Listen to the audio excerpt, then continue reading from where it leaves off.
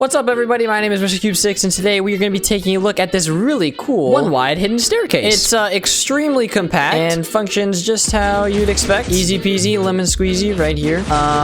And so yeah, it's not seamless, unfortunately, with the sticky pistons and pistons on the left-hand side. Although it is infinitely expandable, so you can extend this staircase all the way down to bedrock if you like. And yeah, overall, it's pretty quick, and it's a lot better than this tutorial. I'm just going to be honest with you. So you may notice that this actually has a wall, which is really cool. You may not know that a wall is actually a redstone component. If I place any block around this wall, changing this wall's shape, it'll actually give a signal. Another problem is how to power this back bottom piston. When we move the piston and block into this location, we actually need to somehow spit this block up to this top location here. How are we going to power this when there's a stair on the bottom? Well, we can actually use this really cool slider. If we power this, what happens is an observer, which is facing into this block, gets pushed over, and then it will actually power this sticky piston.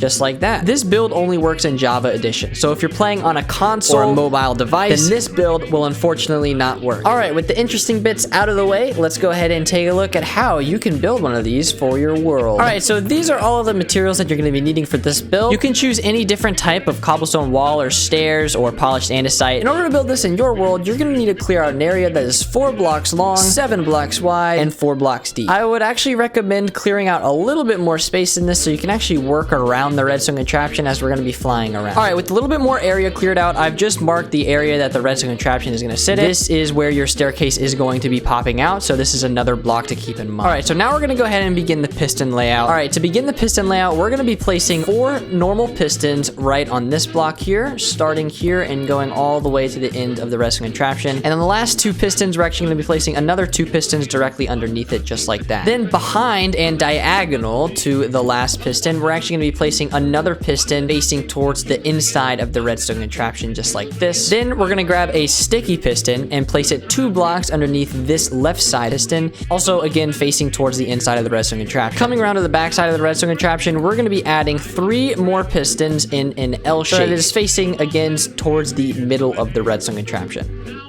Then 2 blocks back from this normal piston, we're going to be adding another normal piston facing towards the inside of the redstone contraption on the same level as this normal piston that we placed at the beginning. Now, off of this piston that we just placed, we're going to place 1 diagonally up, and then again another 1 diagonally up, and then 1 directly to the right of that piston. Then come up to the top and remove all of these red wool blocks, and you're going to go ahead and go down 2 blocks on this normal piston and place 4 sticky pistons in a row like this. Then finally, come to this very last piston right here and come diagonally out from it and place a sticky piston facing towards the front of the redstone contraption. And that is the piston layout completely finished. So now it is time to begin.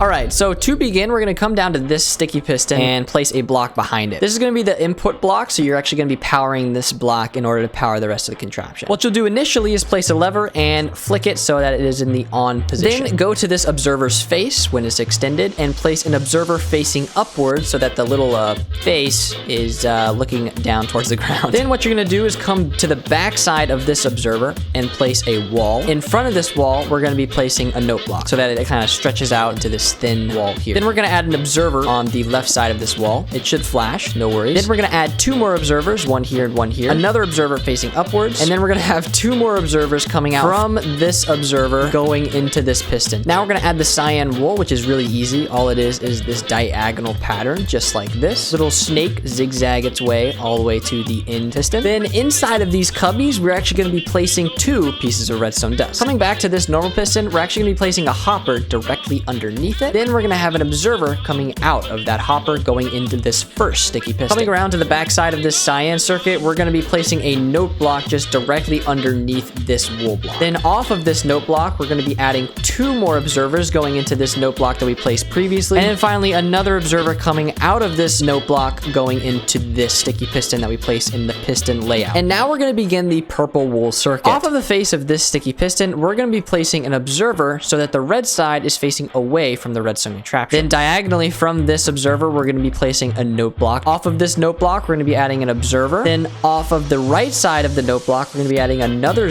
observer facing towards the back side of the redstone contraption. Then on top of this observer, we're going to be adding yet again another observer facing up towards this normal piston. Off of of the first observer that we placed next to the note block, we're actually going to be adding another observer coming off of this observer, going into a block, which will power this sticky piston. Then go to the second normal piston and place an observer facing out of it, going into a block with a note block underneath. Then diagonally from this block, we're going to be placing another block with a redstone repeater on it facing towards this normal piston, set to 2 ticks. Then we're going to grab an observer and place it facing outward from this observer, going into this normal piston. Now we have one final thing to do, which is the slider from the first part of the video. All we have to do is go to the back side of the redstone contraption and place an observer right here so that the red side is facing towards the middle line of the contraption. Then we're going to place a polished andesite block, or a wall block in this case. Then we're going to add a cobblestone stair, or a stair of your choosing, and then another wall block to the left of that staircase. We're going to be temporarily removing this piston so we can place a staircase block. So go ahead and remove this piston and place a staircase block directly underneath. Then to the right of this staircase, we're going to be adding a wall block. Then you can go ahead and replace your normal piston that you removed earlier. Place 2 more wall blocks on these normal pistons, and then place 2 more stairs in these locations here. Finally, 2 blocks away from these sticky pistons, we're going to be placing blocks all the way along here just like this, and these will be your floor blocks. And now if we give the entire redstone contraption a tester by flicking this lever, as you can see, all of the floor blocks will get pulled down and the staircase will get pushed over and popped up. And then if you flick it one more time, everything should work as intended. And so, yeah. If you have any questions about this build in particular, then please leave them down in the comments below. If you want to figure out how to add a button to get inside and outside of your base, then click on this video up at the top right here.